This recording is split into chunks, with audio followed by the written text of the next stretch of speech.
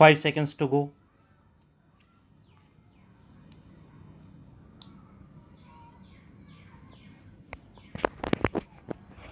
Start. Industry at 8.1% and services at 9.6%. All three sectors are contributing to the consolidation of growth. More importantly, the economy has shown remarkable resilience to both external and domestic shocks. Our principal concern this year has been the continued high food prices. Inflation surfaced in two distinct episodes. At the beginning of the year, food inflation was high for some cereals, sugar, and pulses. Towards the second half, while prices of these items moderated and even recorded negative rates of inflation, there was spurt in prices of onion, milk, poultry, and some vegetables.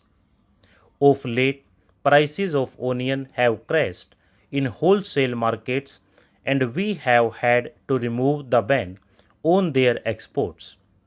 Despite improvement in the availability of most food items, consumers were denied the benefit of seasonal fall in prices normally seen in winter months. These developments revealed shortcomings in distribution and marketing systems, which are getting accentuated due to growing demand for these food items with rising income levels. The huge differences between wholesale and retail prices and between markets in different parts of the country are just not acceptable. These are at the expense of remunerative prices for farmers and competitive prices for consumers. Monetary policy stance in 2010-11, while being supportive of fiscal policy, has succeeded in keeping core inflation in check. As the transmission lag in monetary policy tends to be long, I expect the measures already taken by the RBI to further moderate inflation in coming months. The developments on India's external sector in the current year have been encouraging.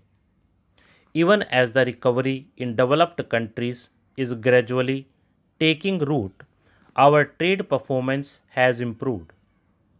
Exports have grown at 29.4% to reach US dollar 184.6 billion, while imports at US dollar 273.6 billion have recorded a growth of 17.6% during April January 2010-11 over the corresponding period last year.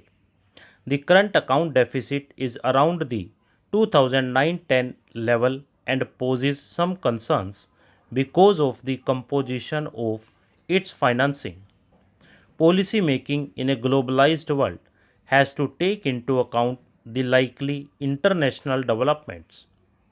To realize the desired outcomes, it is important that there is convergence in expectations of our investors, entrepreneurs, and consumers on the macroeconomic prospects of the economy. Against this backdrop, the Indian economy is expected to grow at 9% with an outside band of plus minus 0.25% in 2011-12. I expect the average inflation to be lower next year and the current account deficit smaller and better managed with a higher domestic savings rate and stable capital flows. While, like last year, I seek the blessings of Lord Indra to bestow on us timely and bountiful monsoons, I would pray to Goddess Lakshmi as well. I think it is a good strategy to diversify one's risks.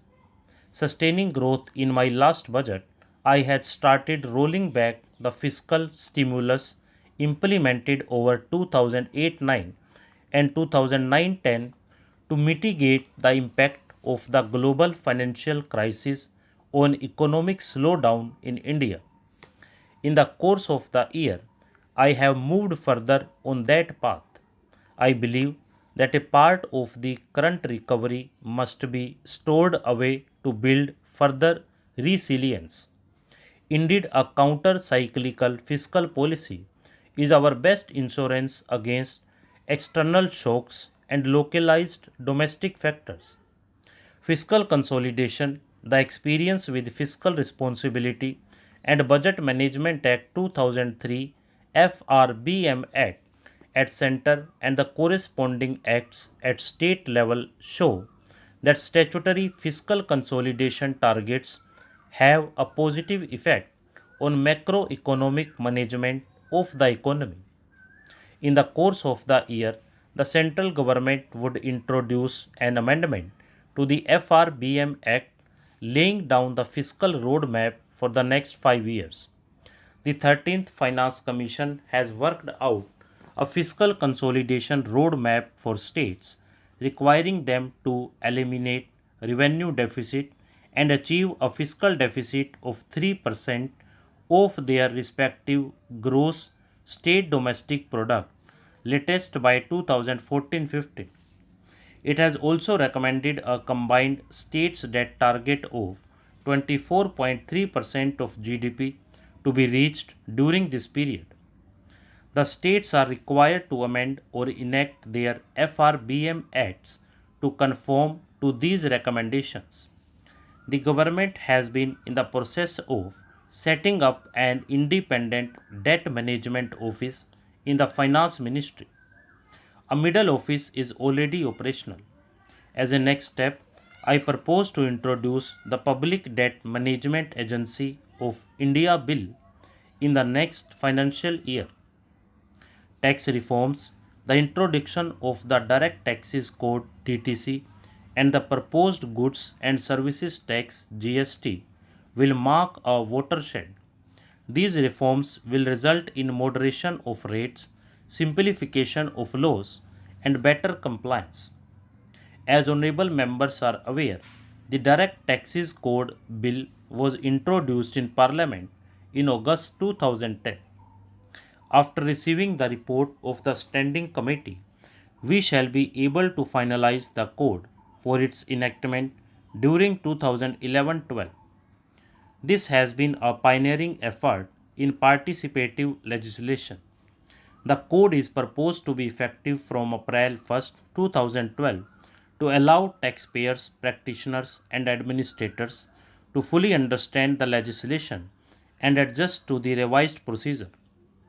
Unlike DTC, decisions on the GST have to be taken in consent with the states with whom our dialogue has made considerable progress in the last 4 years. Stop.